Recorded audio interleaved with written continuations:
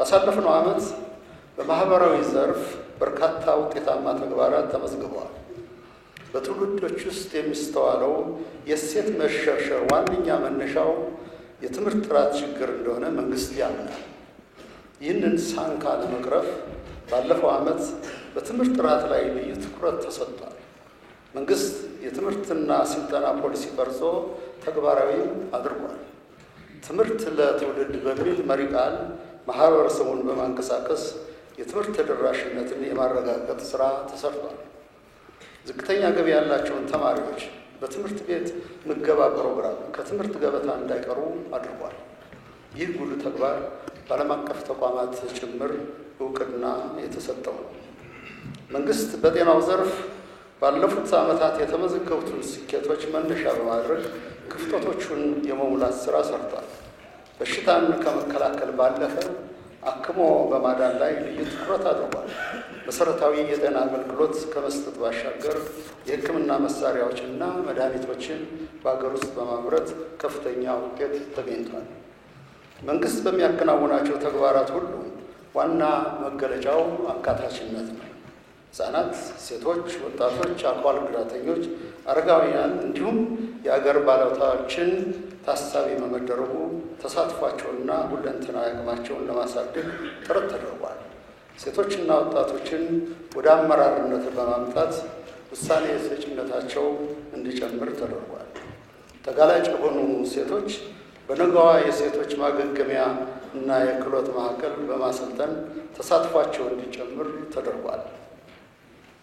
የወጣቶችን ክህሎት በማጎልበት የሀገር ውስጥና የውጭ ስራ ዕድሎች ተጠቃሚ ለማድረግ ተችሏል። የወጣቶችን አእምሯዊና አካላዊ እድገትን ለማዳበር የሚያስችሉ የስፖርት ማዘውተሪያ ማዕከላት በብዛት ተገንብተዋል። ለአካል ጉዳተኞች ከተሰጡት በርካታ ድጋፎች መካከል ዘመናዊ የዓይነ ስውራን ትምህርት ቤቶች ተገንብተው አገልግሎት እንዲሰጡ መደረጉ አንደኛው አብነት ነው።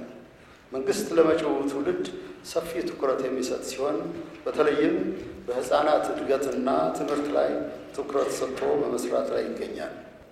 የትምህርት ጥራትን ለማስጠበቅ መንግስት ደረጃቸውን የጠበቁ ቅድመ መደበኛና መደበኛ ትምህርት ቤቶች ግንባታን ያስፋፋል።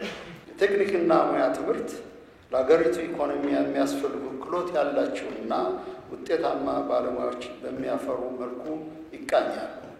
የከፍተኛ ትምህርት ተቋማት የአካዳሚክ ነፃነታቸው ተጠብቆ እንዲሰሩ፣ የአስተዳደርና የሰው ኃይል ልማታቸው የተሻሻለ እንዲሆን ይደረጋል። በአርብቶ አደር አካባቢ የትምህርት ተደራሽነትን ለማስፋፋት በልዩ ሁኔታ የተቀረጸ እቅድ የተነደፈ ሲሆን አንደኛ ደረጃና የሁለተኛ ደረጃ ትምህርት ተሳትፎ ለማሳደግ እንዲሁም የሴቶች የትምህርት ተሳትፎ እንዲሻሻል ይደረጋል።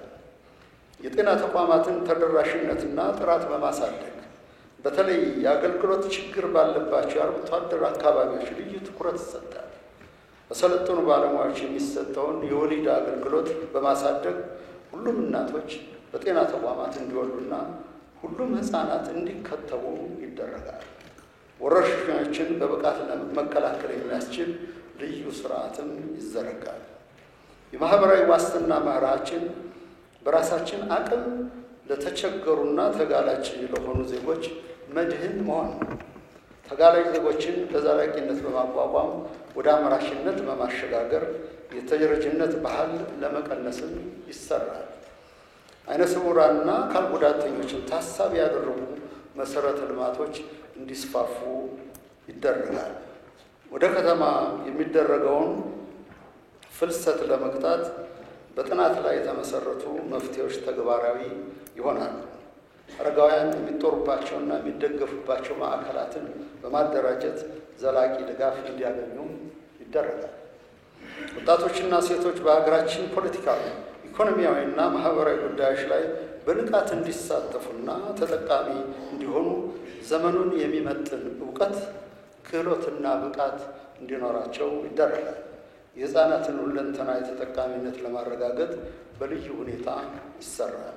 የሕፃናት ትምህርት፣ ጤናማ እድገትና የተመጣጠነ ምግብ ተጠቃሚ እንዲሆኑ ጥረት ይደረጋል። የመንግስት ፖሊሲዎች ወጣቶችን ማዕከል ያደርጋሉ።